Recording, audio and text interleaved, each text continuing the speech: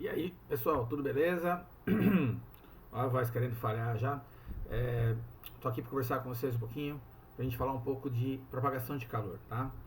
A gente viu nas últimas aulas aí qual é o efeito que o calor, ao ser absorvido ou ser cedido por um corpo, provoca nesse objeto, né? Variações de temperatura ou mudança de estado físico. E agora a gente vai ver como que esse calor se propaga de um corpo para outro, beleza? Tá? Então, só para a gente poder recordar aqui, ó, calor é uma forma de energia que flui espontaneamente de um corpo mais quente para um corpo mais frio, beleza? Então a gente vai ter calor como modalidade de energia que passa de um corpo para outro, espontâneo de mais quente para mais frio. Claro que eu posso fazer esse processo forçado, mas aí eu gasto energia para fazer isso. Né? Um ar-condicionado, uma geladeira, gasto energia para fazer isso. A preocupação da gente nessa aula, nesse capítulo, é descobrir como é que é esse mecanismo de transferência de calor. Como é que esse calor passa do corpo mais quente para o corpo mais frio. E lógico, a gente tem duas finalidades para isso. Entender esse processo e se eu quero favorecer essa transferência de calor, né? Então eu tenho lá, eu quero ter um trocador de calor, eu quero resfriar alguma coisa ou esquentar uma outra coisa e eu quero que essa troca seja feita rapidamente, eu quero dissipar esse calor rapidamente, ou o inverso, tá? Eu quero evitar essa troca de calor. Então, por exemplo, quando você tem um dia de inverno, a temperatura dentro da sua casa deve estar maior que a temperatura no ambiente e você não quer, tá, que a temperatura, que o calor saia da sua casa para o ambiente externo. Né? A gente põe blusa, inclusive no dia de inverno, quando a gente sai na rua, para evitar a troca de calor entre o nosso corpo e o ambiente que está mais frio que a gente. Então, entender como funcionam as trocas de calor uma coisa importante para o nosso cotidiano, para o nosso dia a dia. Beleza? Então, calor, né? Como é que o calor vai fluir de um corpo para o outro? Basicamente, a gente vai depender do que eu tenho, principalmente que está ligando o corpo quente e o corpo frio. Tá? Não é o único fator, mas é um dos principais fatores. Então, por exemplo, condução vai acontecer principalmente quando eu tenho um sólido entre os corpos que estão em temperaturas diferentes. Deixa eu pegar um exemplo bem prático para você entender. Eu pego uma garrafinha de refrigerante e eu pego uma latinha de refrigerante e coloco as duas no freezer para gelar rapidamente. Tá? Vamos supor que as duas tenham o mesmo volume de refrigerante. Então, o refrigerante que está quente vai perder calor para o freezer. Ao perder calor para o freezer, ele esfria. O freezer está mais frio do que o refrigerante. Legal. Por onde que esse calor tem que passar do refrigerante para o freezer? Pela embalagem, pelo recipiente. E aí você vai ter uma embalagem de alumínio, que é da lata, e a embalagem de vidro, que é da garrafa. Se você deixar essas duas embalagens por um período de tempo curto, sei lá, 5 minutos, 10 minutos na geladeira, quando você tirar de lá e medir a temperatura, provavelmente a temperatura do refrigerante na lata vai estar menor. E por que isso? Porque o metal é um melhor condutor de eletricidade, de eletricidade também, mas é melhor condutor de calor do que o vidro. E por um outro motivo, a espessura da latinha de alumínio, ela é bem menor, né? Ela é bem mais fina do que a da garrafa de vidro. Então, neste caso, se eu quero favorecer a troca de calor, eu vou usar a lata de alumínio, porque eu vou conseguir conduzir o calor do refrigerante para o freezer através do alumínio de maneira mais rápida do que pelo vidro, beleza? Então, esse processo é chamado de condução. Uma vez que você tirou, então, a latinha de refrigerante do freezer, ela vai estar mais fria do que o ambiente. Então, ela vai perder calor, o refrigerante vai ganhar calor, do ambiente. O calor vai do mais quente, mais frio. Ambiente mais quente do que o refrigerante, o calor vai entrar no refrigerante e ele vai esquentar. Se você não quer que o seu refrigerante esquente, a gente tem que dar um jeito de isolar esse cara. E aí é comum você ver, às vezes, as pessoas com recipientes de isopor, onde ele encaixa a lata dentro dele. Tá? E por que ele coloca a latinha dentro do isopor? Porque o isopor é um isolante térmico e eu aumento a espessura, tá? Por onde o calor tem que passar desde o ambiente até o refrigerante, tá? É sempre do mais quente para o mais frio. Beleza? Então a ideia basicamente vai ser essa. Existem materiais que são condutores, outros que são isolantes. Eu dependo da área de contato desse material, da espessura dele. A gente vai adotar aqui, como uma forma mais fácil da gente interpretar, pelo menos num primeiro momento, uma barra de comprimento L e área de seção transversal A, mantida por uma diferença de temperatura Δθ. Deixa eu mostrar para você então aqui, ó. É como se eu deixasse esse lado aqui, ó, mergulhado em água fervendo, 100 graus. Deixasse esse lado aqui mergulhado em gelo derretendo, 0 graus.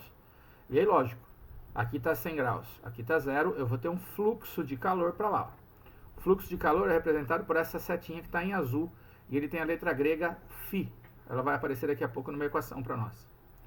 Bom, o que eu posso fazer? Eu posso marcar uma área aqui, a gente chama de área de seção, tá? Área de corte, e contar quanto de calor está passando pelo tempo nessa área. Quando a gente conta a quantidade de coisas que passam por determinado tempo numa área, a gente mede um fluxo. A gente chama de fluxo de calor. Beleza? Tá, então aqui eu olho para esse cara e vejo quanto calor está passando do mais quente para o mais frio. Do lado mais quente para o lado mais frio. Se essas temperaturas são constantes, tá? Se esse cara mantém as temperaturas constantes, porque eu tenho muito gelo aqui, porque eu tenho água fervendo desse lado, esse fluxo de calor vai ser constante. A gente diz que a barra está em regime estacionário. Belezinha? Um cidadão chamado Fourier chegou à conclusão que o módulo do fluxo de calor, se você olhar o seu livro, ele vai ter um sinal de menos na frente, e aqui eu não estou discutindo o sinal, tá? Estou discutindo em módulo, então sem o sinal, não estou preocupado com o sinal. O módulo do fluxo de calor, então olha ali a letra grega φ, é diretamente proporcional à diferença de temperatura entre as extremidades. Então, quanto maior for a diferença entre o lado frio e o lado quente, mais calor vai passar, tá? No mesmo intervalo de tempo, o calor passa mais rápido. E a área de seção transversal, quanto maior a área, quanto mais grossa fosse a minha barra, mais calor ia passar no mesmo intervalo de tempo. E é inversamente proporcional ao comprimento, tá? Então, quanto mais comprida for a barra, menos calor por tempo vai passar. Essa aqui, que a gente chama de lei de Fourier, ela parece esquisita no primeiro momento, mas pensa quando você acorda num dia de inverno e você tem que ir para a escola. A temperatura do ambiente está mais fria e a temperatura do seu corpo está ali por volta dos 36, 37 graus. Se a temperatura ambiente vai estar 5, seu corpo é 36, temperatura ambiente é 5, tem 35 graus de diferença de temperatura. Você vai perder calor mais rapidamente para o meio. Perder calor rápido para o meio dá para nós, para o nosso organismo, a sensação de frio.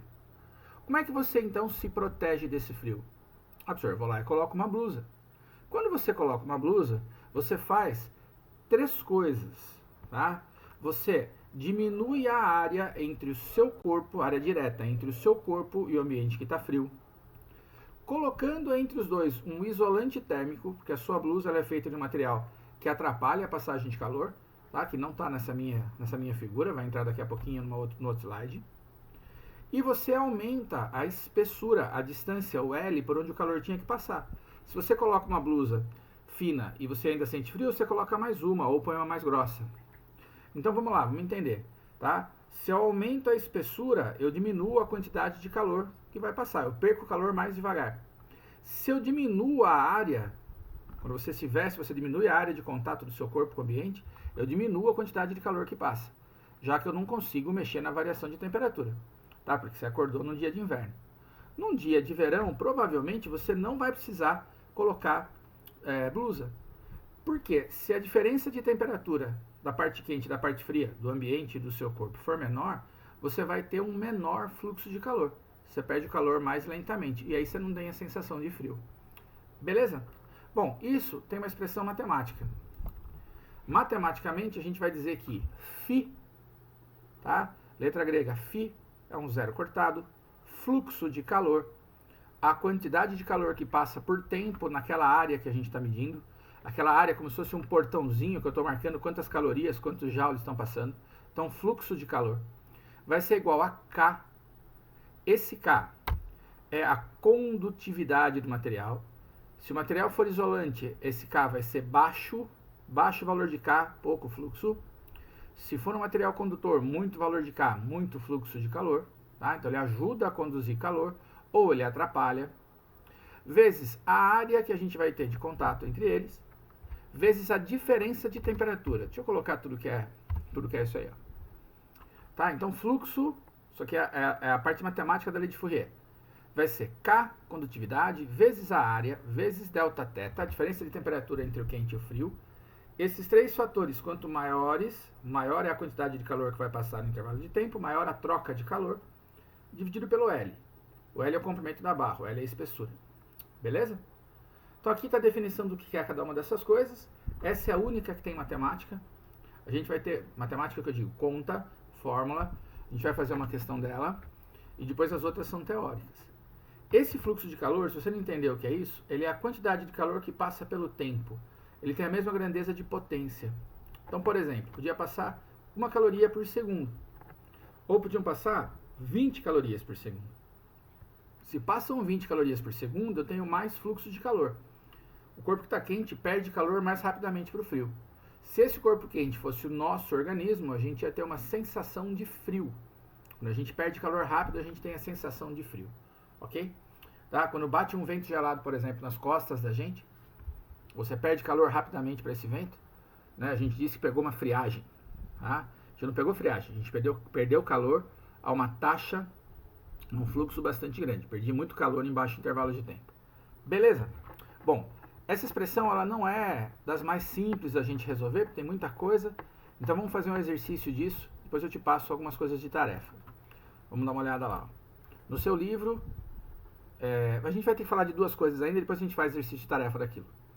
Então lá era principalmente para sólidos, certo? Se eu tenho um líquido ou gás, líquidos e gases de modo geral a gente chama de fluidos, tá? Fluidos mesmo, sem acento. Eles vão participar da troca de calor também por um processo chamado de convecção. O material que é líquido ou sólido, quando está quente, ele fica menos denso. Então ele sofre uma dilatação, então ele aumenta de volume, mas ele mantém a sua massa. Se ele aumenta de volume a massa mesma, ele fica menos denso. Corpos menos densos tendem a subir. Ah, professor, nunca vi isso na minha vida. Gente, balão, tá? Aquele balão que o pessoal põe um cesto de ar quente, as pessoas vão dentro, tá? O cara aquece o ar dentro do balão, o ar dentro do balão fica menos denso e por conta disso o balão sobe. Se a pessoa quer subir mais, ele vai lá e aumenta o fogo, quer dizer, aquece ainda mais o ar dentro do balão. Se ele não quer subir mais, ele simplesmente não aquece mais o ar, deixa aquele ar naturalmente perdendo temperatura, perdendo calor, né, para o ambiente, e esse cara vai descendo devagar, lógico que ele vai controlando de novo com a queima, tá, do gás para poder manter o ar aquecido. Então a gente tem isso acostumado no nosso cotidiano. Não é à toa que você tem o dispenser do ar-condicionado no ponto mais alto da sua sala, porque ele vai jogar ar frio na sala, e esse ar frio que ele joga é mais denso e por conta disso desce naturalmente. Ele precisa tirar o ar quente da sala. Aonde o ar quente da sala vai estar? Na parte de cima, tá? Porque o ar quente tende a subir. Se a sua casa tem um pé direito, a altura de teto da sala alto, tá? Ela tem mais conforto térmico, porque o ar quente fica lá em cima no teto, longe de você. Se a sua sala tivesse um pé direito baixo, se a sua sala fosse uma sala cuja altura é muito pequena, o ar quente ia estar muito próximo do seu corpo e você ia sentir um calor absurdo, tá? Você ia estar com uma temperatura do ar quente pertinho de você. Então, ar quente, água quente e fluidos de modo geral aquecidos tendem a subir. Fluidos frios tendem a descer. Beleza? Então vamos lá. Próxima, transmissão de calor. Então aqui a gente falou de um sólido entre um corpo quente e um corpo frio, de líquidos e gases, e agora a gente vai falar quando não tiver nada, quando não tem matéria entre o corpo quente e o corpo frio. Então, por exemplo, o Sol é a nossa principal fonte de luz e energia, de calor, e entre nós e o Sol eu não tenho nenhum sólido, não tem uma barra ligando a gente, não tem uma embalagem de alumínio ligando a gente, e nem tem líquido e nem gás. A gente tem vácuo. Como que chega o calor do Sol para nós? Bom, chega através da luz. A luz é uma onda eletromagnética.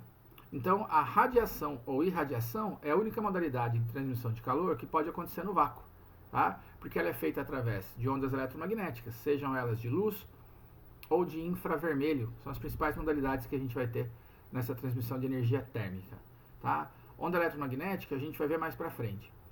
Mas guarda essas duas modalidades no primeiro momento, luz e infravermelho, tá? Então, luminosa e infravermelho. Belezinha? Ok? Então, quando você olha, por exemplo, para uma resistência de um secador de cabelo funcionando, tá? Você vê que ela fica vermelha, ela está emitindo energia já na faixa do visível. Você não vai colocar a mão lá dentro, né? Tá? Você vai colocar a mão ali, você vai queimar. Você sabe disso, né? Você vê um ferro aquecido até ficar vermelho. Você não bota a mão nesse cara, tá? Que você está vendo que ele está emitindo bastante calor. Legal? Vamos resolver os exercícios da aula de vocês aqui, ó. Questão teórica, na página 191, uma questão fácil, uma questão do Enem, que fala que o professor deixa duas bandejas de mesma massa, uma de plástico e outra de alumínio, sobre a mesa do laboratório. Após alguma hora, ele pede aos alunos que avaliem a temperatura das duas bandejas, usando para isso o tato. As pessoas vão encostar para ver. Seus alunos afirmam categoricamente que a bandeja de alumínio encontra-se numa temperatura mais baixa.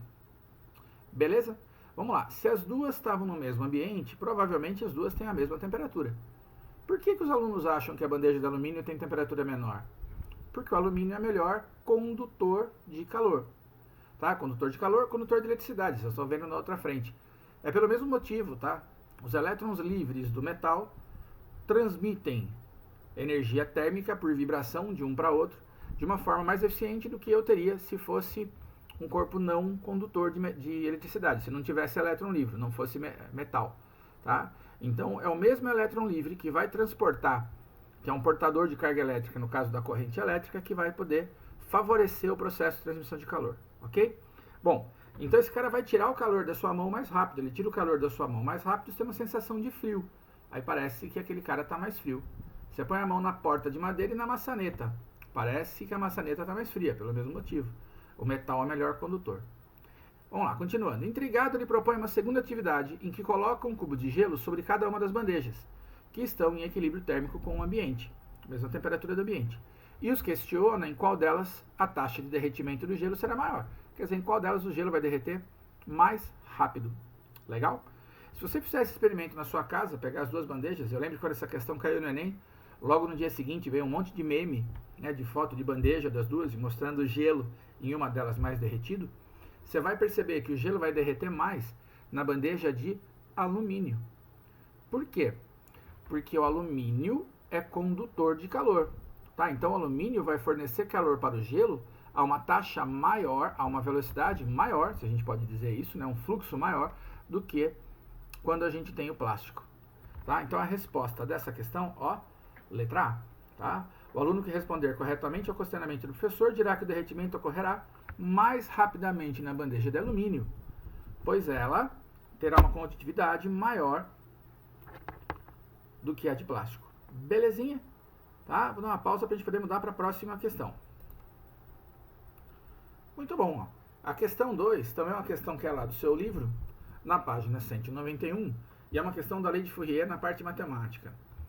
Você vai perceber que ela é um pouco mais trabalhosa, mas a gente vai ter umas 2 ou 3 aí para fazer depois na tarefa e a gente tira dúvidas, tá? Na próxima aula, aí na aula de segunda-feira, ou na próxima semana, ou quando vocês quiserem, pelo Facebook, pelo Instagram, pelo Classroom, pelo Hangouts Meeting, aonde você quiser, como você quiser.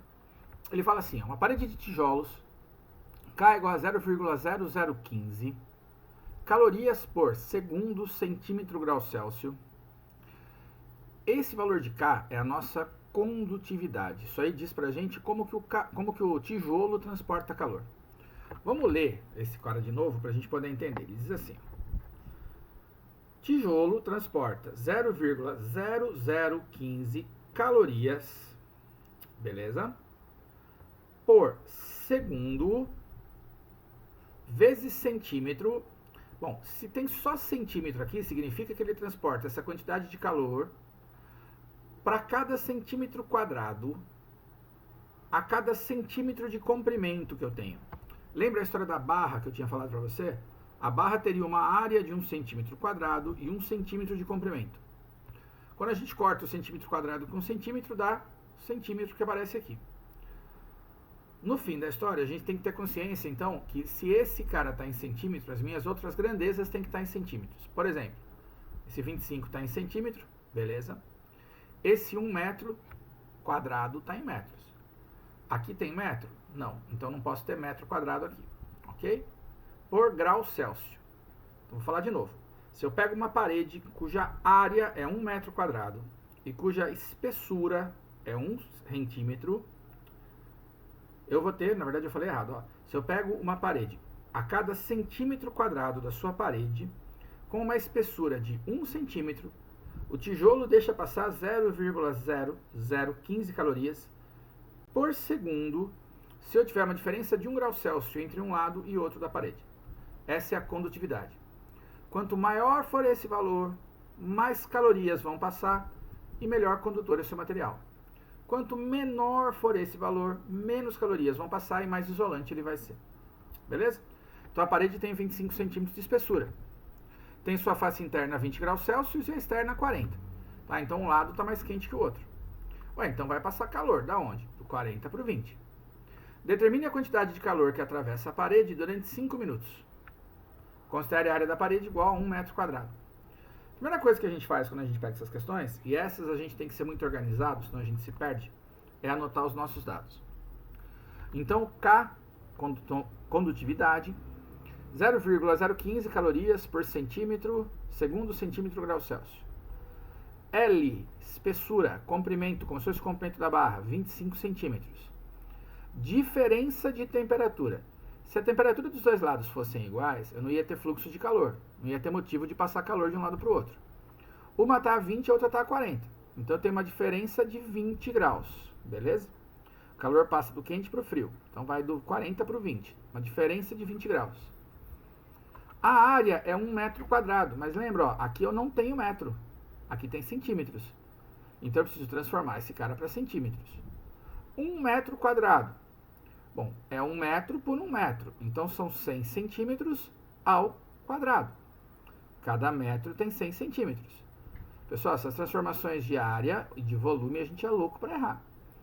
Pensa lá, 1 metro quadrado é um quadrado de 1 metro. Como é que eu calculo a área de quadrado? Lado vezes lado. Então é um lado de 100 centímetros por outro lado de 100 centímetros. Ué, 100 vezes 100 dá 10.000 centímetros quadrados. A unidade caiu para cá, ó. Mais 10.000 centímetros quadrados, 100 vezes 100. Eu vou dividir essa questão em duas partes. Primeiro eu vou calcular o fluxo de calor. O que é fluxo de calor? Nesse caso é quantas calorias por segundo estão passando pela parede. Tá? Quantas calorias por segundo. Fluxo é sempre medido na unidade de energia por tempo. Legal? Tá? Por isso que a gente vai ter aqui, ó, centímetro com centímetro daqui é como se cortasse. Esse grau Celsius com esse corta. Esse centímetro aqui também faz parte daquele. Sobrou caloria em segundo. E aí, depois que eu descobrir isso, eu vou determinar quanto de calorias passaram em 5 minutos. Tá? Vou dividir em duas partes. Recomendo que nesse primeiro momento você faça as questões desse jeito. Então vamos lá. Lei de Fourier, parte de matemática. Fluxo é K vezes A vezes delta θ dividido por L. Eu ajeitei a unidade aqui, ó. Tá? Já coloquei 10.000 para a área, porque ela não pode estar medindo em metros. Então vamos lá. Fluxo vai ser 0,0015, que é o K, vezes a área, 10.000 centímetros quadrados, bati aqui, 10.000 centímetros quadrados, vezes 20, que é a diferença de temperatura, tudo isso dividido por 25. Ô, professor, por que você não mexeu no 25? Ele está em centímetros, porque a minha unidade da constante estava em centímetros. Aqui no alto, ó, 0,0015 vezes 10.000 dá 15. 15 vezes 20 dá 300. Momento de fé, hein? Ó, 15 vezes 20 vai dar 300.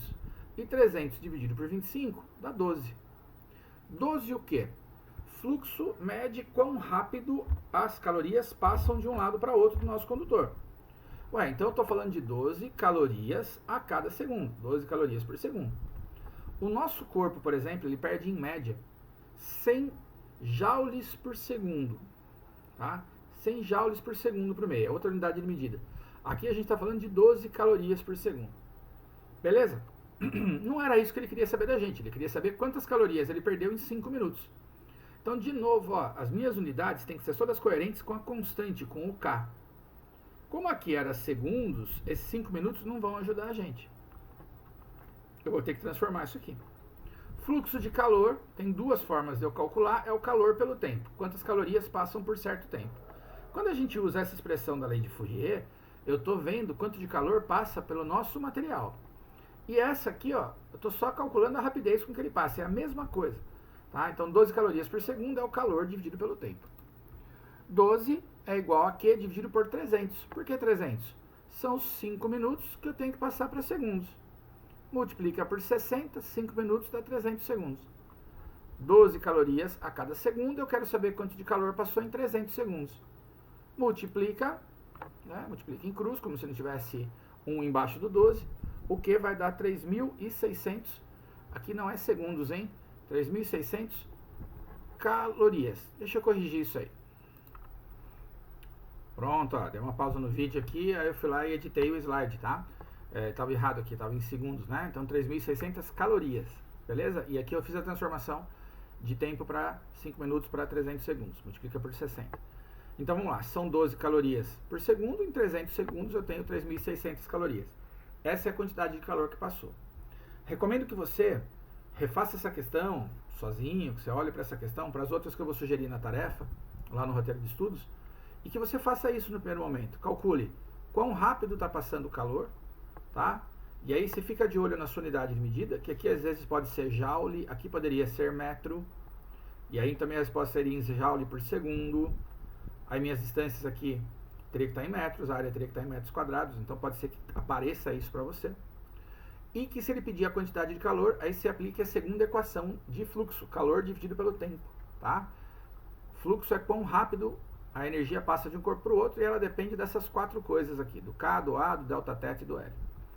Poucas questões vão falar desse assunto, e é um assunto que quando cai mesmo em prova, em vestibular, ele é difícil de resolver. Então, dedica um tempo para ele aí, tá? Para você carimbar e acertar essa questão.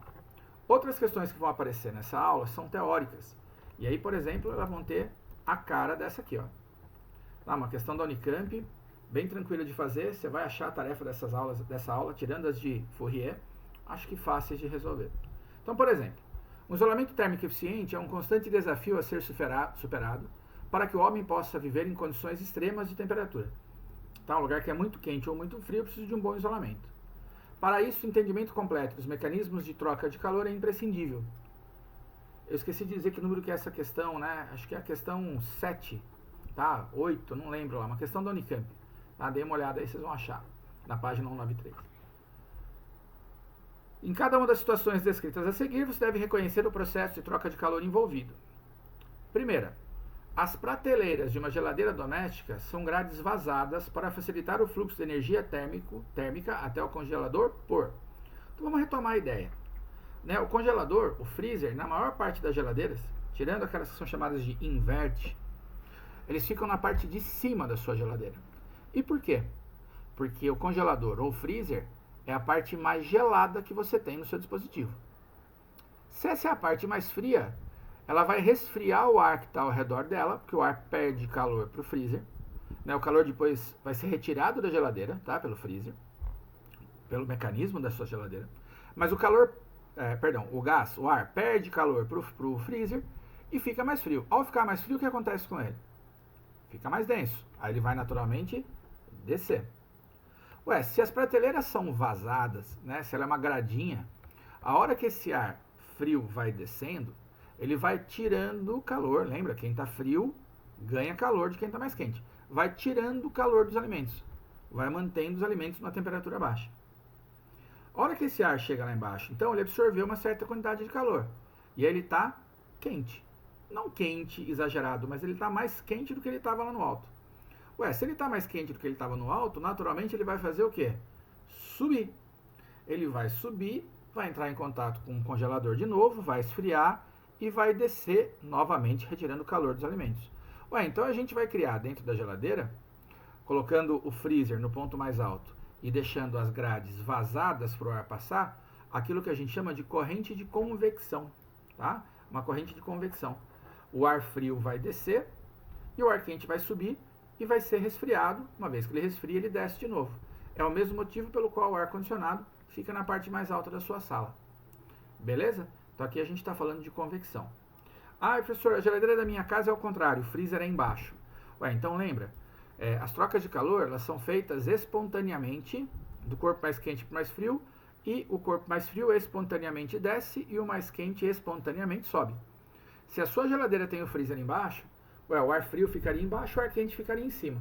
Para não acontecer isso, eu preciso forçar esse movimento. Tá? Então você gasta uma certa quantidade de energia para bombear, para empurrar o ar frio para a parte de cima da geladeira. Você troca um pouco de eficiência energética do seu processo, que não é natural, que é forçado, por uma praticidade na hora de você pegar as coisas do freezer. Ok? Então vai lá, segundo processo. O único processo de troca de calor que pode ocorrer no vácuo é por... Bom, vamos lembrar, basicamente a condução é em sólido, convecção, líquidos e gases. Se não tem nada, não pode ser condução, não pode ser convecção. Tem que ser por onda eletromagnética. O que sobrou pra gente? Radiação ou irradiação, tá? É a mesma coisa. Quando a gente fala de radiação, às vezes a gente tem a ideia equivocada, né, em partes, de que é radiação de raio-x, de usina nuclear. Não está totalmente errada, tá? Um raio-x é uma radiação da mesma forma que a luz é uma radiação, da mesma forma que o sinal do seu Wi-Fi é uma radiação. Toda onda eletromagnética a gente chama, de modo geral, de radiação. As radiações que são perigosas, a gente vai acrescentar a palavra ionizantes, tá? Então, todas elas são radiações. Então, o processo que pode ocorrer no vácuo é através da radiação, através de ondas eletromagnéticas. Belezinha? Vai lá. Em uma garrafa térmica é mantido vácuo entre as paredes duplas de vidro para evitar que o calor saia ou entre por. Bom, se eu mantenho vácuo, não tem material. Então, eu estou evitando o transporte por alguma coisa que tenha material. Se essa parede fosse sólida, inteira sólida, passaria por condução. Então, aqui a gente está evitando a passagem por condução. Beleza? Garrafa térmica, gente, é legal que você dê uma lida no seu livro, que ele fala lá, o nome técnico da garrafa térmica é vaso de Dewar. Tá? Então, é legal que você dê uma lida lá, dê uma olhada como é que funciona. Joia? Teoria dessa aula é mais ou menos isso. Você vai ter exercício teórico, que eu acho que a hora que você pegar o gabarito, você crava a resposta. E algumas questões de conta que talvez você se enrosque, mas aí eu fico para responder vocês nos horários que a gente tiver de atendimento. Beleza? Tá, espero ter te ajudado. Juízo, bons estudos.